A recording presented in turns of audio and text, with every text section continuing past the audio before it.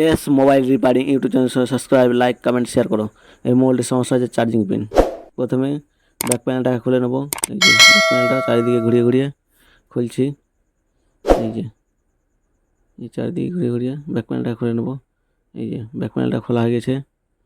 এবার সাববোর্ডটাকে খুলে নেবো। এই যে সাববোর্ডের নাটগুলো খুলছি। এই যে কটা নাট আছে সব কটা নাট খুলে নেবো সাববোর্ডের। যে টাইম লাগছে। এই যে খোলা গেছে। এই যে সাববোর্ডের কভারটা খুলে নিলাম। এবার কানেক্টর খুলছি। এই যে সাববোর্ডের কানেক্টর, এই যে অ্যান্টেনা কানেক্টর দুটো খুলে নিলাম। এবার সাববোর্ডটাকে উঠিয়ে নেবো। এই যে সাববোর্ডটা উঠিয়ে নিলাম। এই যে উঠানো হয়ে গেছে। এবার সাববোর্ডটাকে স্ট্যান্ডে লাগিয়ে নেবো।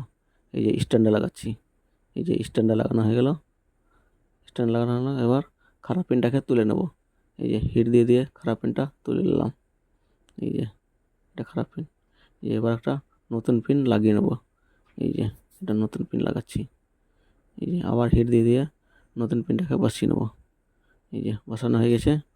এবার সাববোর্ডটাকে স্ট্যান্ড থেকে খুলে নেবো। এই যে স্ট্যান্ড থেকে খুলছি। এই যে খোলা হয়ে গেছে। এবার সাববোর্ডটাকে সেটে লাগিয়ে নেবো। এই যে সেটে লাগাচ্ছি। এই যে প্রথমে সাববোর্ডের কানেক্টর লাগিয়ে নিলাম। এবার অ্যান্টেনা কানেক্টরটা লাগিয়ে নেবো।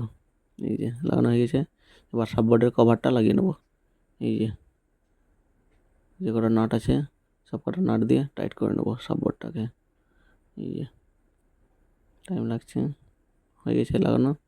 এবার ব্যাক প্যানেলটাকে লাগিয়ে নেবো। এই যে ঠিকঠাক করে ব্যাক প্যানেলটাকে বসিয়ে নেবো। এই যে ব্যাক প্যানেলটা বসাচ্ছি, চারিদিকে ঘুরিয়ে ঘুরিয়ে ব্যাক প্যানেলটাকে বসিয়ে নেবো। এই যে বসে গেছে। এবার চার্জে লাগিয়ে দেখো চার্জ হচ্ছে কি না। এই যে চার্জ হচ্ছে, তার মানে